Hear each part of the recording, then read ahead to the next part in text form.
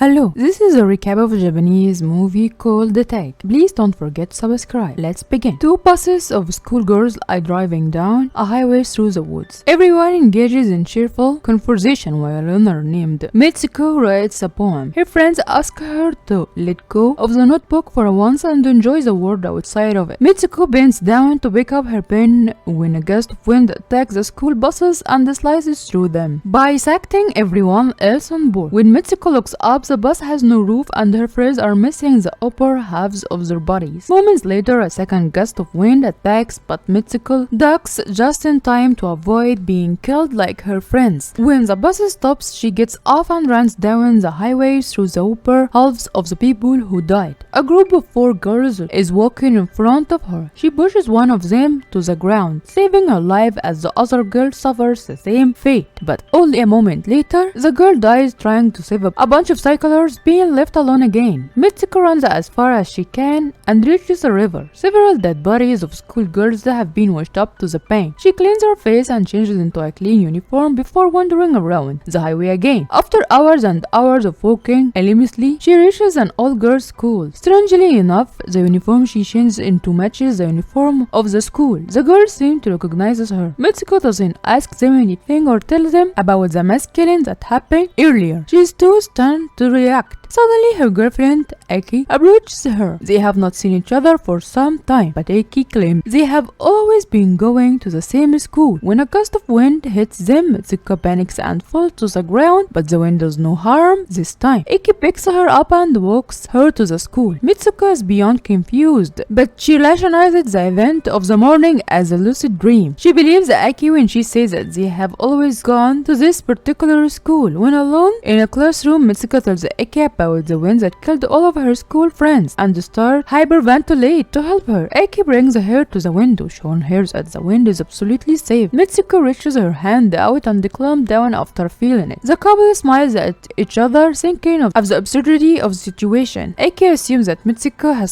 has some case of amnesia, but laughs it off. Following that, the couple meets their group of friends and they decided to skip class for the day. The 4 of them run to the woods while laughing and playing around. Mitsuko's mental state is the completely opposite of what it was a few hours ago. She forgets everything about her past life, dismissing it as a dream. The group stops to catch a breath and reach the river bank. Aki and Mitsuko look at each other and fall deeper in love. Mitsuko then tells the other girls about her dream. One of them thinks that she must have entered a parallel universe sometime this morning, but the other assume she is only bluffing. Then they notice a mattress on the ground nearby and uses the pillow to fight playfully. As the fathers fly all around, the girls look at each other in admiration. Mitsuko notices a lesbian couple standing nearby, watching them with a smile. The mattresses and pillow must have belonged to them, but they disappear before Mitsuko can inquire. A girl comments that if they want the reality to change, they must do something unexpected and out of the ordinary. She follows by flashing her underwear to them as the girls laugh. Her word seems to be of high importance to Mitsuko as she thinks about them deeply. A while later, the girl returns to the school. Mitsuko and Aki are in the classroom when Mitsuko notices a pillow on the floor. As she picks it up, the teacher starts firing at them with a machine gun. Everyone, including Aki, is killed in the incident except for Mitsuko. The teacher says this is the punishment for them escaping classes. She is about to kill Mitsuko as well, but the 2 of her other friends come to her rescue and help her escape. They are also killed in the process, but before dying, the girl from earlier tells Mitsuko to go wild if the situation calls for it. Mitsuko and the remaining girls run outside the school while still being fired by the teachers. Most of them die, but somehow few of the girls make it outside. Suddenly, the deadly gusts of wind kill the others, leaving Mitsuko alone yet again. Before dying, the girls tell Mitsuko that it is all up to her now. While being followed by the wind, Mitsuko runs for several minutes before reaching a town with people. A crowd of people is walking down the street, but she pushes them aside and contains running. She only stops on reaching a police station and meeting a lady officer. The officer initially thinks Mitsuko is a maniac because she refused to speak and only points in a direction, but suddenly the cops call her Kiko. When Mitsuko looks into a mirror, she is shocked to see that she has turned into an entirely different person. The cop turns out to be Kiko's friend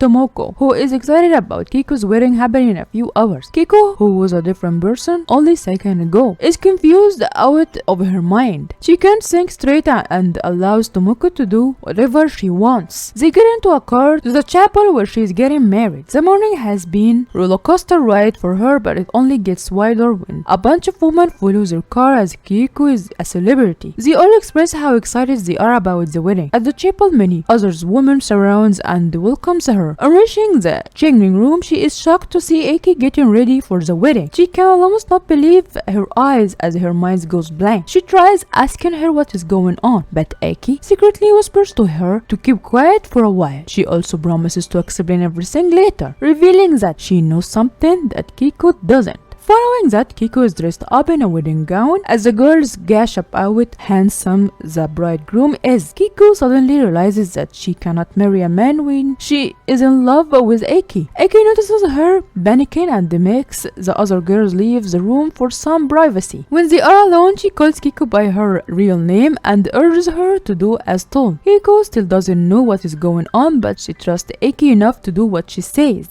After she gets ready, a group of girls comes inside the room to invite her to the chapel. Aki attacks them and kills them all to teach Kiko how to fight. Before sending her to the Isra, she hands Kiko a broken glass to attack anyone who makes her feel uncomfortable. Kiko walks down the aisle with the glass instead of flowers. The guests, who are all girls, clap and cheer for her. On the other end of the aisle is an upright coffin that contains of her groom. Suddenly, the guests start making inappropriate gestures and taking their clothes off. They mock Kiko and pushes her to the coffin. When it opens, it reveals that her future husband is a disgusted creature with a pig's head and a man's body. The crowd forces her to kiss him, but instead Kiko uses the glass to stab him. In a fit of rage, she also kills some of the girls around her. Aki comes in the right time to save her, but they are stopped by a duo of teachers from the previous school. They fight the duo and manage to run outside the church. Aki gets busy distracting the teacher while Kiko continues running until she is stopped by a girl in a tracksuit. The girl calls her Izumi and invites her to the marathon. Kiko gets a look at her face in a mirror and is surprised to see that she has yet again transformed into someone else. She is now Izumi, a star marathon runner who everyone is fond of. A massive crowd cheers for her as she is run alongside her friends. Her friends reveal that she has always been a good runner ever since middle school. Izumi has no clue what they are talking about, but by now she doesn't even want to know the answers. Soon she starts to enjoy herself and sees that her friends from school are running alongside her. But then the big groom and the teacher start to chase her behind. The girls ask Izumi to be brave because she is the only one who can escape this world. Izumi runs faster than ever and eventually reaches a cave. Schoolgirls find her and brings her to a group of several girls like her who stand creepily with their hair covering their faces. The girl then tries to kill Izumi, claiming that if she doesn't die, everyone else will. Iki arrives just in time to save her girlfriend. She then asks Izumi to repeat the words, "I am Mitsuko." When Izumi does as told, she returns to her original form as Mitsuko. As the last step to escape this world, Mitsuko has to pull on two strings coming out through Aki's wrist that will cut her in half. She doesn't want to hurt the person she loves the most, but Aki forces her to pull on the strings. As a result, she is sliced in half and Mitsuko enters the real world. She ends up in a restaurant where the first male characters in the movie are seen. On walking further in, she sees a bunch of perverted men looking at a poster of her. Izumi and Kiko, it's turned out that she is in a lit city called Man's World, filled with only men who enjoy a violent 3D survival video game called The Tag. The only controllable characters in the game are Mitsuko, Izumi, and Kiko. All three of them being here. A man recognizes Mitsuko and tells her that she is in the future. Mitsuko passes out and witnesses in a cave-like place where all the characters of the game are showcased like mannequins. While wandering around, she comes across an old man playing a game on his TV. He reveals that she is 150 years ahead in the future. When she was in high school a long time ago, she was a person he admired. After she died, he took her and her friends' DNA and made clones for his 3D games for man's entertainment. A younger version of the old man appears and gets naked, asking her to come to bed with him. The old man discloses announces that the final stage of the game is the fulfillment on his deepest wishes to get intimate with her. The man is about to touch her when she remembers the words of her friends who asked to do something out of the ordinary to get out of the illusion she is in. Mitsuko takes the advice and attacks the man, screaming at him to stop playing with girls like toys. She rips one of the pillows and the white feather turns red from her anger. At last, she snatches the old man's cane and commits the unthinkable to his shock, since her death was never a part of the game. In the last scene, Mitsuko awakens alone in a field of white snow. She registers it is all over now, meaning that she will never have to be trapped in the game again. Although the movie seems bizarre and meaningless half of the time, is metaphor for Mitsuko's homosexuality and the struggle she faces as a woman in Japan. Each of the three different girls represent a female struggling with a different but interrelated problems. Mitsuko is a high school girl who is in love with another girl. The scene where they see the mattresses in the middle of the woods depicts how gay women are surrounded by society. Similarly, Keiko is a woman who is forced to marry a man she doesn't love, so she sees him as a disgusting pig who only wants one thing from her. There is Azumi, a talented and determined girl, but she is running from the pig, doubting some sort of male presence and getting in her way to success. In the end, the old man making the girl the character in his game created, despite how society is dominated by men who takes advantage of women and their problems. Mitsuko frees herself from the bondage only at her death. I hope you like the video. Please don't forget to subscribe. Bye.